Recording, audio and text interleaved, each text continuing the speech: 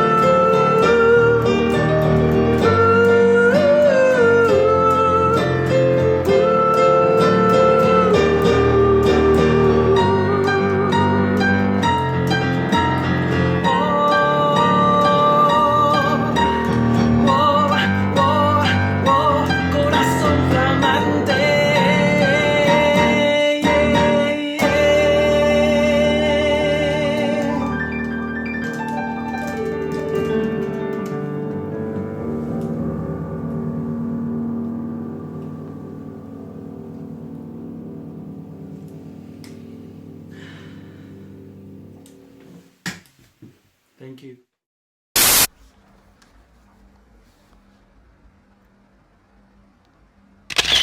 Cat! Hello, how are you? I'm good. How are you? I'm doing fantastic seeing you here, and thank you very much for being here on my show, Borna Kazerani's show. And I've got a lot of questions for you, but before I'm going to start my questions, would you like to say hi to those who are watching us now and later?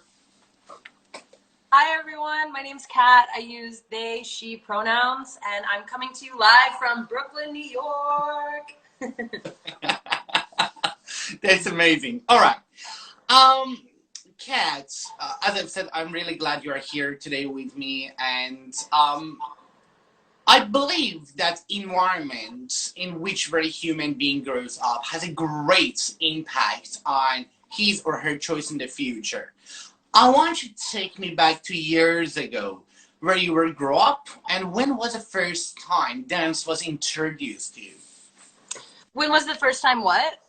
Dance was introduced to you or became familiar with dance. Okay. I grew up in a small town outside of Houston, Texas, called Humble, Texas. I trained at a small studio in Kingwood, Texas. It was like 20 minutes from my house. You know, I think I came out of my mom with like a jazz hand and a pointed toe. I just was a dancer. My grandfather, they said that, you know, when he was alive, he was always dancing, and that I took after him. And so my parents put me in dance when I was like 2 or 3, and I was running around with tights twisted and a little leotard on. And then when I was 8 years old, the studio I grew up at had a competitive dance team, and they had opened it up for juniors that year. And I was the first batch of juniors that they had brought on. And I had auditioned. My solo was to the Lion King. I will never forget this. And I remember auditioning. It was my first audition. I was 8, and I was like, this is everything. And I made the team that year. And I remember telling my mom and my dad, we were driving home, and I was like, this is what I want to do for the rest of my life at 8 years old. I just knew it. So yeah, I did competition for, from when I was 8 to 18. And I also danced with a pre-professional ballet company. I was very heavy into ballet, on point, did all the different ballets. And I thought I wanted to be a ballerina, but the body shame around ballet was too much for me. So when I went to, when I was 18, I ended up going to SUNY Purchase, where I got my bachelor's in fine arts, and I fell in love with modern dance. And yeah, after leaving Purchase, I was like, there has to be more than modern dance, right? So I fell in love with street styles and commercial dance. I was living in Manhattan at the time, and I assisted Sonia Taya on So You Think You Can Dance one summer. And I came home from LA, and I was like, I will never go back to LA. I hate LA. I'll never go back. And then 3 months later, I moved to LA. and then about 5 years later, I moved back to New York. So that's kind of been my journey. Yeah, that's kind of how I ended up, I guess, where I am today. Just a lot of trial and error and falling down and standing up, and yeah. Fantastic. So apart from being a professional dancer, you're also a choreographer. So tell me about choreography. What is choreography? Choreographing, I think as a choreographer, I'm a facilitator of movement and emotion. I like to think that I come up with ideas based on my own experiences. I hear a song and I'm like, oh, that reminds me of this moment. And I speak with my dancers. I'm like, how can we create this story to tell all people? I believe that being a choreographer isn't about speaking to dancers, but rather speaking to all people, because art affects us all in a deep way.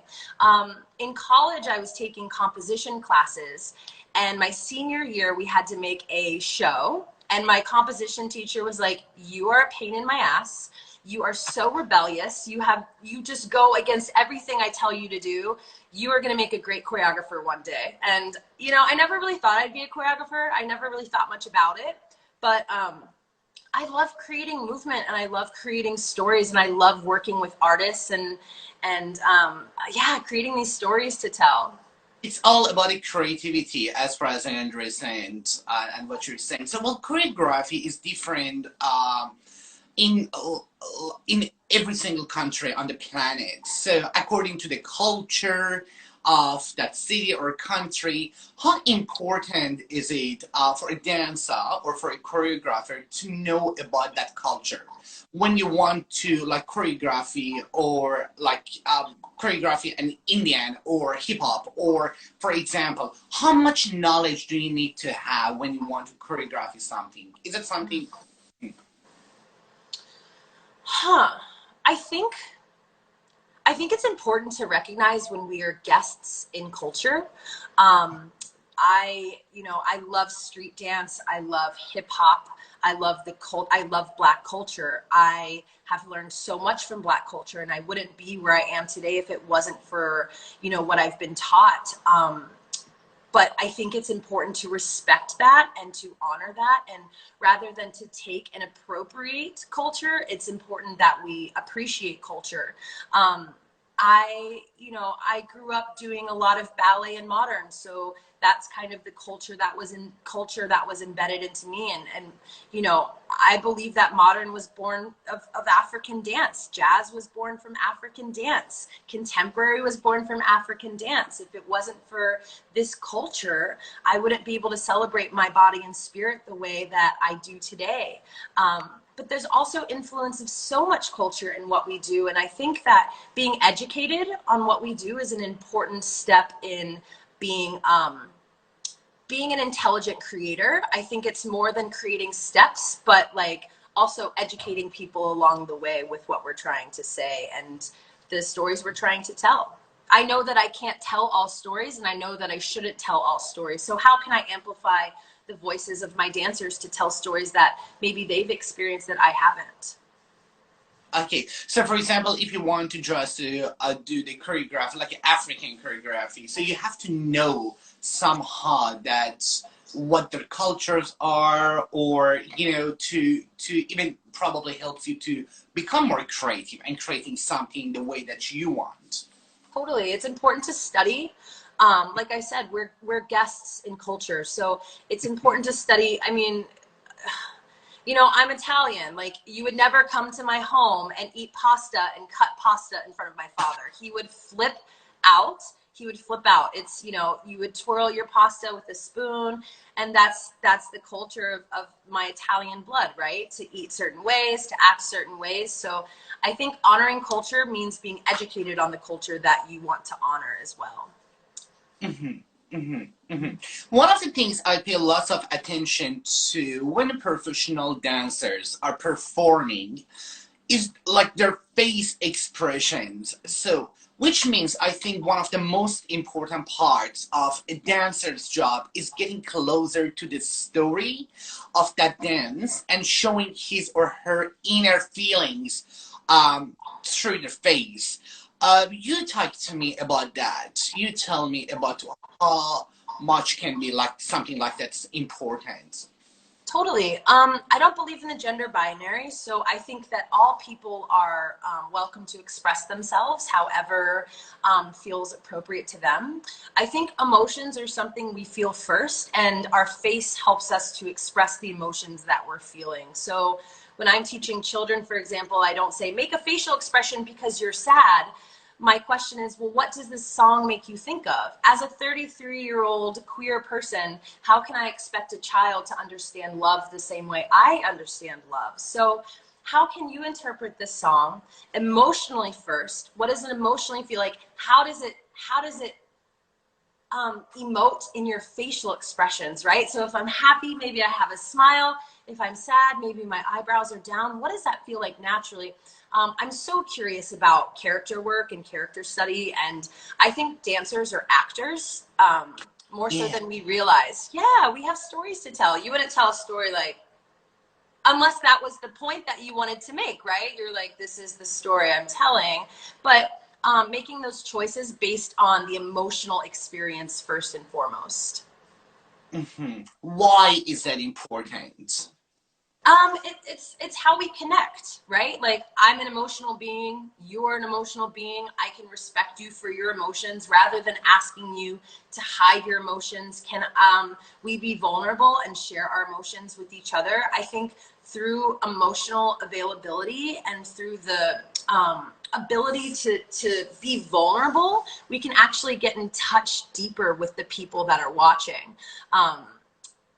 My favorite performers are the ones that do emote, because when I'm experiencing them experience dance, it takes me on a journey. And I think that's one of the greatest things about dance and art, is that we get to take people out of their world and put them into another one.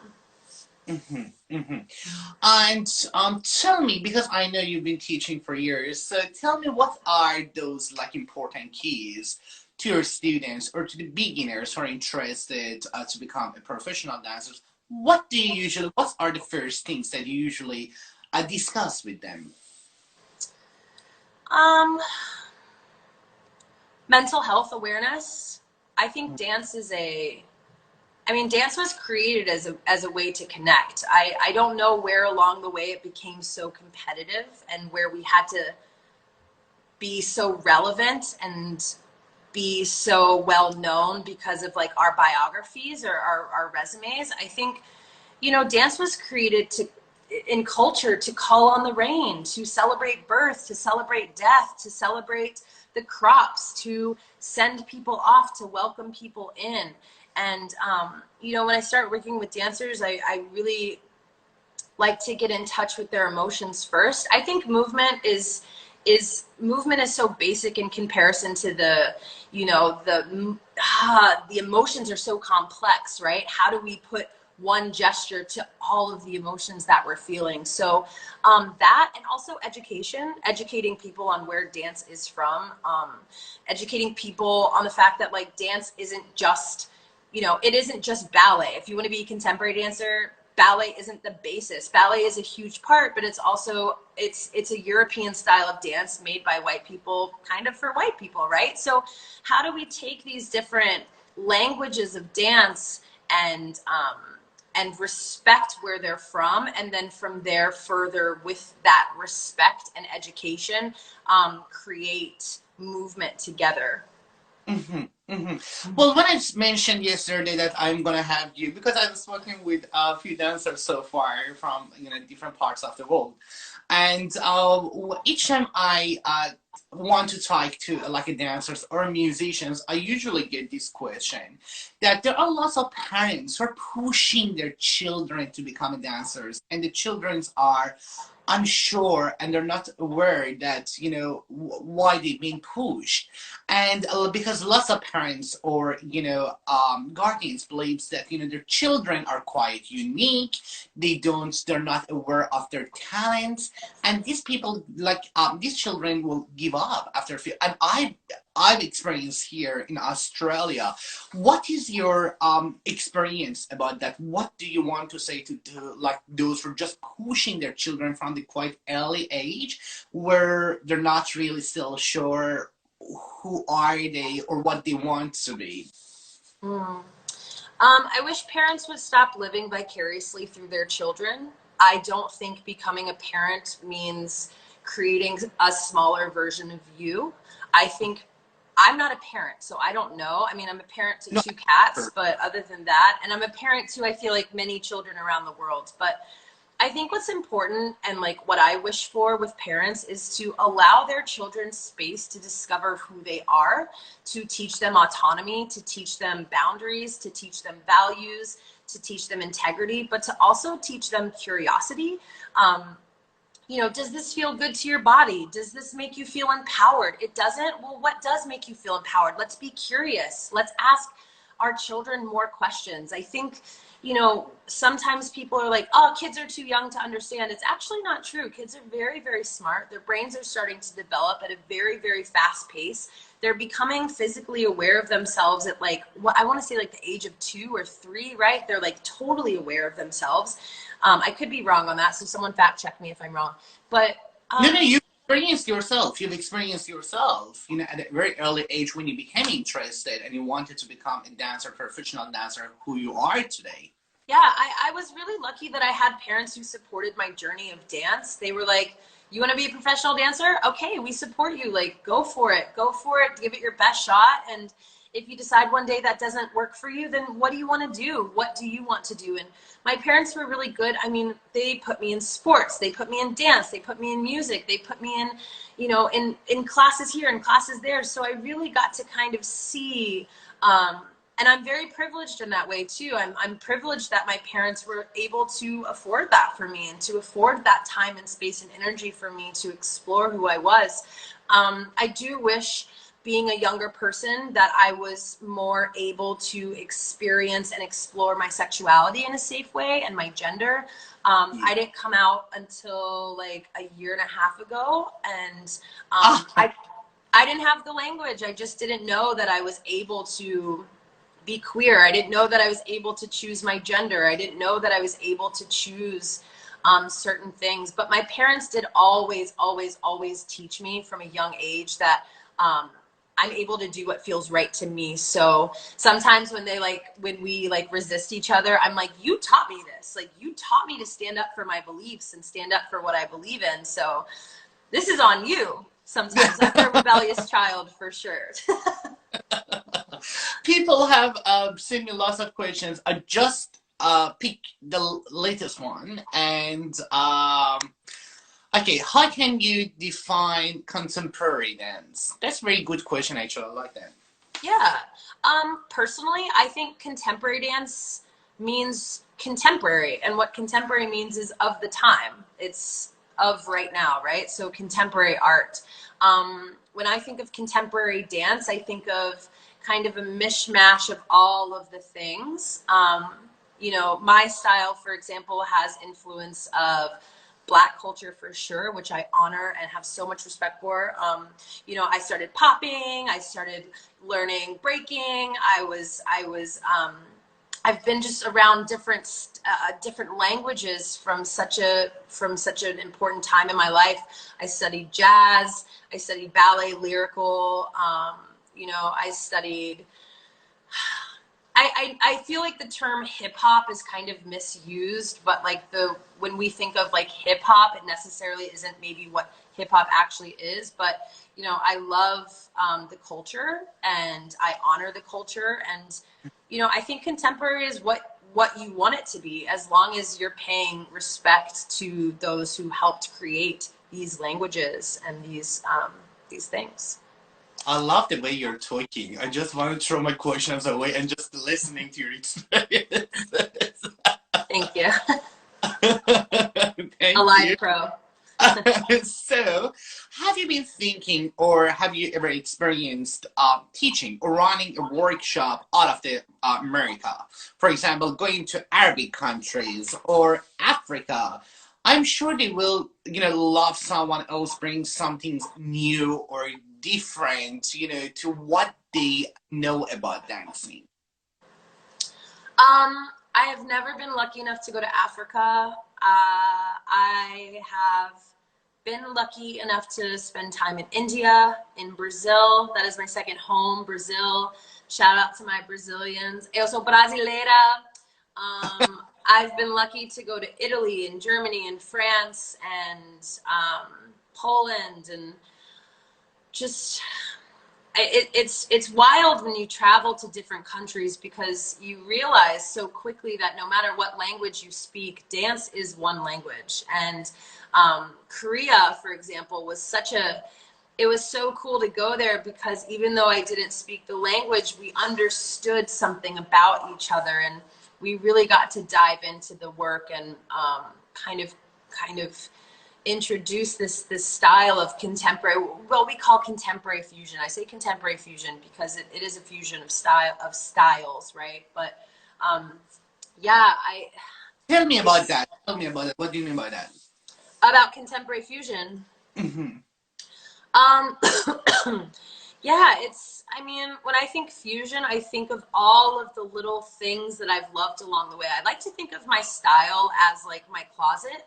Like, you know, Miss V is like one of my favorite teachers. She taught me how to pop, and I use popping in a lot of my work. And I'm not a professional, and I'm not like a fully educated popping human, but I have gotten to experience, you know, freestyle and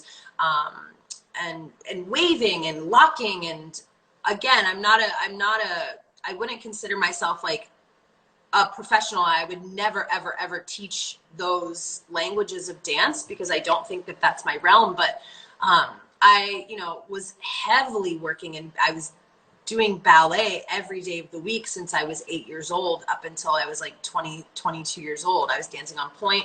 Modern dance, my work has a lot of modern concepts in there. I have Graham training, I have Cunningham training, Limon, Horton, these different techniques under my belt as well. Jazz, so much jazz, lyrical, yeah. So when I think contemporary fusion, I think of all those pieces in the closet. You know, you go in, you like put on your jacket, you put on your shirt, you put on your pants and your socks and your sneakers, and it's like, oh, this is my fit for the day. And that's a beautiful thing about dance, is we get to fusion them. I think where we lack, especially right now, is we're fusioning styles without knowing the basis and culture of the style we're fusioning. So that's been a lot of the work I've been trying to do, is dismantle my own brain and to dismantle all of the things that I thought that I knew and pay more respect to the things that I didn't know, and just become more educated. Being an educated dancer is really a beautiful thing. Yes, sorry, the lots of questions came through. I'm just one more before we're going to okay, is fusion a mixture of different styles? Yeah, I would say so. I would say so for sure. And to anyone watching, if you've never seen my work before, I think when you see my work, hopefully you see fusions of ballet, modern, jazz, lyrical, some street styles in there, and musical theater. I love musical theater. It's one of my favorite. And like the singing and the dancing and the performance quality and aspect of it. I think there's little pieces of that in fusion. Fusion is really whatever you want to fusion. I mean, think about, you know, when you make a dish, right? You wouldn't just make pasta and leave it there. I love pasta, by the way, if you haven't known. But like, you know, when you make pasta, you'd add your pasta, you'd add your butter, your salt, your pepper, your oregano, whatever, your hot sauce, whatever you choose to put in your pasta, and it's your fusion, right? So when I think of dance that is fusioned, I think of adding all elements that inspire you and inspire your body, and yeah, what feels good in your body. Perfect. So as we made agreement, so this is the part people love it through my show, and for me it's very important. For those who don't know me, it's very important for me to present the artist the way he or she prefers, and I'm just the great. And there you go. So I want you to do something. I want you do a performance that you want. The things that probably when I'm going to upload this video later on, when people see it, because I love what you do. And but before you're gonna do that, Kat, tell me about what you're gonna do. What is the concept? What's the story that you're gonna perform? Well, I'm going to improv for you. I don't really have anything like super prepared. I think improvisation it's something very challenging and kind of scary for me. And any time I have the opportunity to get up in front of people and improv and challenge myself to be afraid, I take that challenge with lots of joy. There's this song I've been listening to for a few months now. It's called Cringe by Matt Mason. And there's just something about the song that makes it feel it's very relevant to what I'm experiencing right now in my life. There's this racial injustice uproar happening. You know, racial injustice in America has been around for 400 plus years, but it's, you know, I think people are starting to see it more because they're being forced to see it. And we're talking about the rights of women. They're talking about the rights of queer and trans people. We're talking about the rights of of the BIPOC community. We're talking about the rights of children. We're talking about all these things. So he keeps saying this thing. He keeps saying, do I make you cringe now? And it really makes me think of, you know, navigating as a queer, gender non-conforming person who, yeah, exists in a white man's world. So I'm also Latinx. I present as a white person, but you know, my culture, my mom is Spanish, my dad is German and Italian, so I have all kinds of flavor in me as well. And yeah, so yeah, we're gonna see. I'm not really sure what's gonna happen, but we'll just see what happens. It's about 3.5 minutes, and yeah, we're just gonna see. I'm 33. Dancing cold isn't the same as it used to be, but I'm gonna do my best for y'all. So we'll see what happens. Sure. I really, really appreciate that. I really do. Okay. Should I get set up for you? Sure. Okay. If the cat comes in, then the cat comes in. Let's see what we're... Okay. Let me get some music going. Sure. I love your place. Oh my God. That's really cool. Thank you. It gives you enough space to practice and do whatever you like. Yeah, it's really, really spacious. Thank goodness. Let's see. Sure, take your time. Okay. Honey, are you awake? My partner is having an allergic reaction, so they took Benadryl and they're asleep, and I'm like, are you awake? Okay. Let's see. Okay. Here we go. Hopefully the music is loud enough. Thank you all for joining and for watching. If you missed it, I'm doing a live improv to the song Cringe by Matt Mason.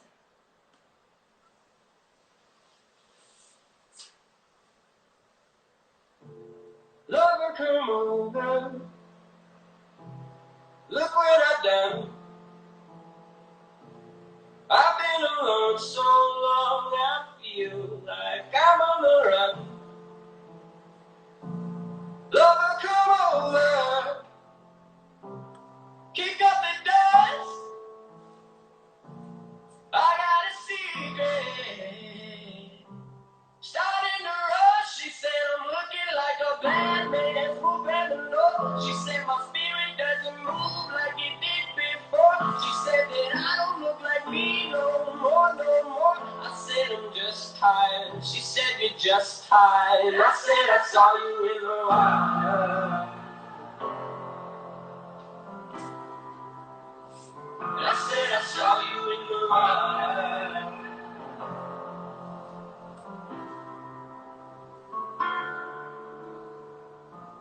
Lover, come hold me.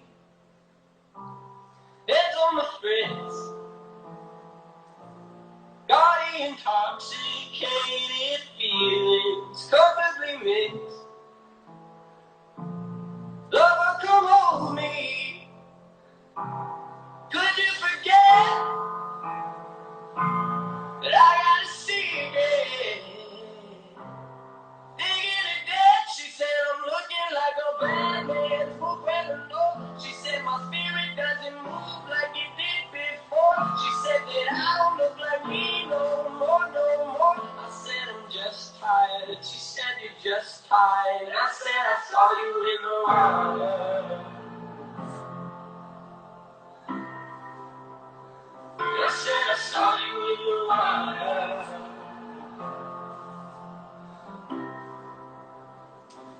Sweating all your sins out, putting all your thoughts back together. Oh, we just don't blend now. All of my attempts seem better. Oh, I make you cringe now. Don't I make you cringe? Oh, I make you cringe now. Don't I make you cringe? She said I'm looking like a bad man, swooping the low. She said my spirit doesn't move like it did before. She said that I don't look like me no more, no more. I said said I'm just tired. She said I'm looking like a bad man's Roberto. She said my spirit doesn't move like it did before. She said that I don't look like me no more, no more. I said I'm just tired. She said you're just tired. I said I saw you in the water.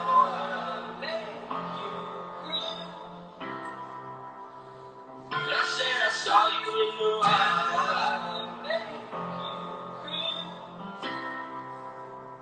I said I saw you in the water.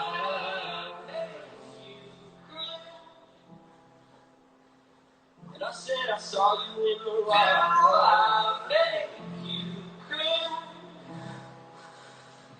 And I said I saw you in the water.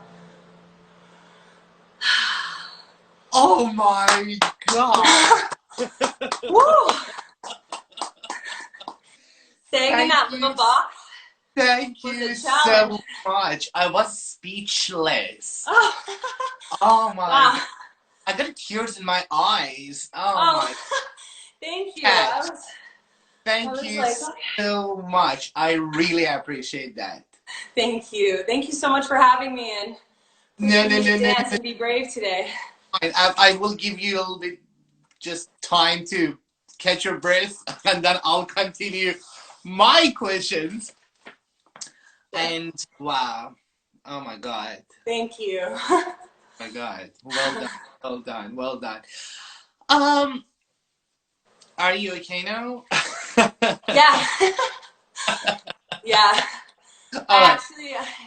I No, no. traveled for this job and my boss has us do solos and then he makes us talk right after. So I'm like, okay, I got it. All right. Yeah. Can you put the camera a little bit lower that I can have you all? I'm gonna do this. Oh my Is that God. better? Perfect, perfect. Cool. Okay. I want you to talk to me about the challenges you face as a professional dancer sometimes still after years. Yeah. I think the biggest challenge I faced is body image and body shame. I started struggling with disordered eating when I was, I want to say 13. I started to restrict food. You know, I was always told that I was a little bigger than the rest of the dancers and I had big legs and, you know, there was always this pressure, especially as a ballerina, to be thin. So body shame has definitely been my biggest struggle, something I'm still working through today, just being insecure about my body. And that would lead me to my second thing is insecurity, mental illness, lack of self-worth, lack of self-love. I struggle with anxiety, depression. Who doesn't nowadays? Do what? Who doesn't struggle with Right, depression especially right now. Especially right now. I'm like in between diagnoses. Right now, I'm not sure if I'm like struggling with ADHD or if I'm bipolar. I struggle with some obsessive compulsive disorder. So definitely mental illness because in dance, you know, you can't not show up for a job because you're having an anxiety attack or you're having a panic attack. It's like people like deal with it, move on with your life. And it's like, wow, no, like my mental health has been such a struggle, especially existing in an industry where you're told you're not good enough so much that you start to believe it. Not thinking I'm good enough has been probably the biggest struggle. And, you know, why I love being an educator and reminding people that they are good enough and that, you know, your self-worth doesn't depend on the way people view you. But when you're an artist and you're constantly wearing your heart out on your sleeve, it's sometimes hard to remember that your worth exists in you and not based in how people view you. Yeah, I've struggled with that. I've struggled with fitting into these gender laws and like having to dance like a woman and like, you know, in this misogynistic culture where like, because I have, you know, I was born a woman that I'm expected to show up for auditions in a bikini and heels. Like, I don't want to dance like that. Or I'm expected to sexualize myself and objectify myself in order to get views on the internet. And, it's just been a really hard struggle. I've never really cared that much. I lied. I used to care a lot about being famous, and now I'm realizing, like, my eyes are opening. Like, I'm not willing to sell my body in order to get more views on the internet. So yeah, like the sexualization and objectification of the female body is so huge in dance, and these gender laws where like women dance like this, men dance like this. Well, what about non-binary, gender non-conforming folks? What do we dance like? And these ideas that women are feminine, men, if you're a feminine man, then you're weaker, you're less than. No, like, I just get to dance however I feel like dancing. Maybe instead of saying like dance masculine, it's like, no, dance hard, dance strong, dance soft, dance wide, dance small. I'm the description of gender, like using gender as a description on how to emote and how to move, like physically, is always been a struggle for me. And so yeah, those have been some of my struggles for sure. That's interesting points that you're making right now here, because when I've spoken with as I've said, I had a few different dancers on my show. So when I've spoken with them, they said exactly what you're saying. Like, I had a conversation with gay dancer. I'm gay, by the way, myself. So, but I've never done dancing like the way that you're doing. So they said exactly what you are saying. And yeah. I think you are lucky that way, because that things actually make you unique. To be a unique dancer, to be a unique. And what if people like to judge you? This is a daily habit of everyone on this planet. It doesn't matter where you are from. It doesn't matter what sexual orientation you have. You shouldn't care. And when they say these things, it has to give you even more encouragement towards what you want to do, because it shows that you are different, you are unique, and you are. Oh, thank you so much. There we go. When I crossed your profile for the first time, I was speechless. But oh my God, I want to have her. And you know that I've been in touch with you from like a few months ago. I texted you. I said, send me this, send me that. And I love it. I love it. So, thank you. You also were a featured dancer in several movies. What were they? And talk to me a little bit about each one of them.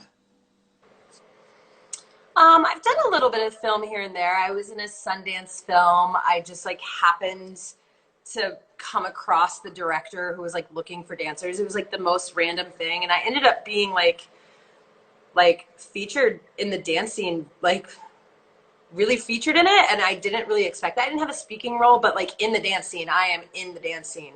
I was in Philip Chabib's short film, which was incredible. I love Philip Chabib. I love working with Philip Chabib. Yeah, I've done a little bit of commercial TV, movie stuff here and there. I think it's a really interesting place. I would love to do more of it. That's my goal. I would love to be in more films. I would love to choreograph more films, to choreograph music videos, to exist on that bigger screen.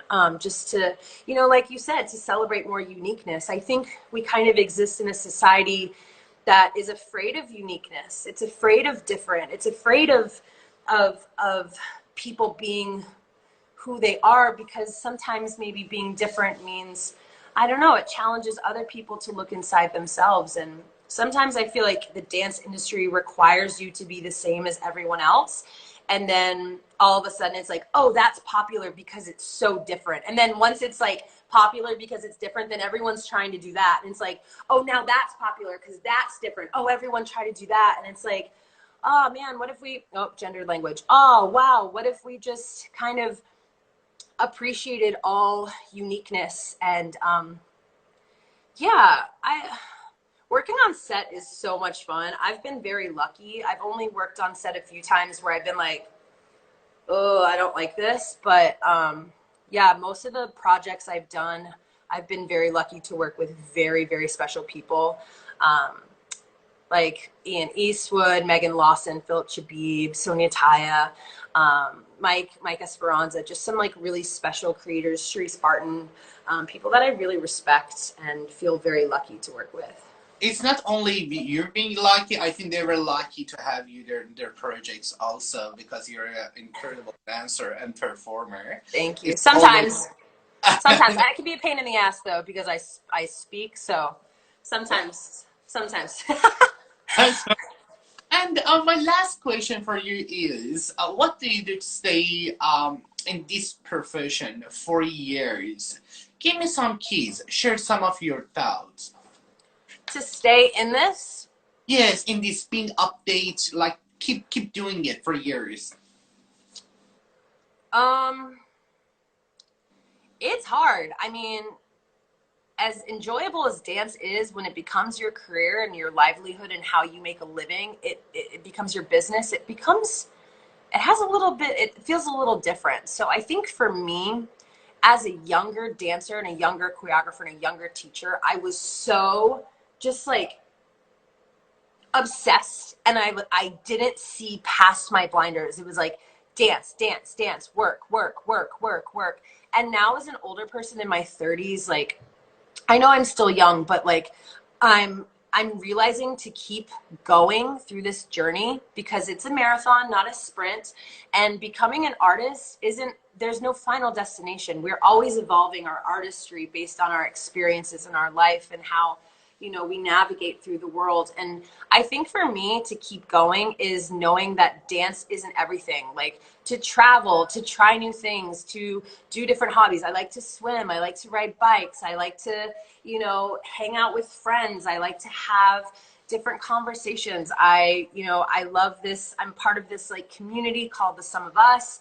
And it's empowering women, trans, non-binary people to have conversations and not just like go out to the bar and get drunk and like get lit together. It's like, oh, let's be sober and have conversations. Like, what's that feel like? So I think just like not putting so much pressure on myself to be successful, but learning that like success is me waking up and that's enough.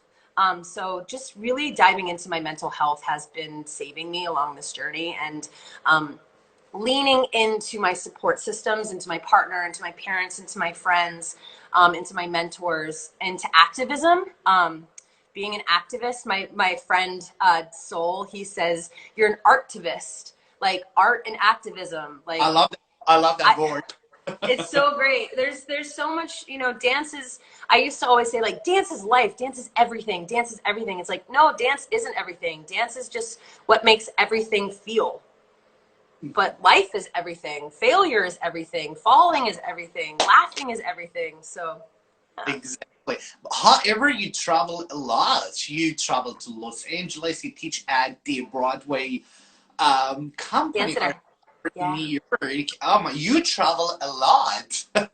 I do. There was a time before pre-COVID where I would jump from airplane to airplane to airplane, and it was the most exhausting but exhilarating life to live. I mean, I spent like months in Brazil. I don't know if he's on here, but one of my best friends in Brazil, he and I made a show together in Brazil. I made a show in Korea. I go to India as often as I can. So I love the world. I love the world. I think it's such a gift to travel and to meet people. And, sometimes when I travel, I just get stuck working. So I made it a point, like, now when I travel, like I have to stay extra time to see where I am, and not just to be in the hotel room in the dance studio. So I feel very, very lucky, and I know I'm very privileged to be able to travel doing what I love and make money doing that. Like, what? Unbelievable. What a gift. Fair enough. Cat, it was amazing conversation with you, and thank you very much for accepting being on my show. It's been my privilege having you, talking to you, learning more about you. But before I'm going to wrap it up, is there anything else that you want to say and I didn't ask you probably? No, I just want to leave the viewers, whoever's watching, with this reminder that you can be anything you want to be. You can dream as big as you'd like. What if we just all chose to be kind? Let's just choose to be kind. Let's choose to be educated. Let's choose to acknowledge and honor the experience of all people. And let's choose to be courageous. I think the world needs a lot of love and a lot of change, and it starts with you. No matter how big your platform is, because you're alive, you have a platform and you have a voice. And I urge you to use that voice to speak up for the rights of yourself and for the rights of people around you. So live life with love, and you are enough. You are worthy, and you are special just because you're alive. And if you ever need help, please don't be afraid to reach out and ask for help. I want to, I don't want to end on in a heavy space, but suicide rates are higher than they've ever been. And I lost a very dear friend and student a few weeks ago to suicide. So I think it's important that we discuss the things that are hard to talk about, so that we can bring awareness, and that we can, let's support each other more. Let's be there. Let's reach out our hands more and say, how are you really? Instead of just you know what I mean? Yeah, let's work together. Around the world, let's just work together more. Exactly. I love talking to you, and I wish to meet you one day in the reality. Yes, I've always wanted to come to Australia, so hopefully one day I will be there. All right. I hope you enjoyed the conversation. Yes. And all right, if you don't have anything else to say,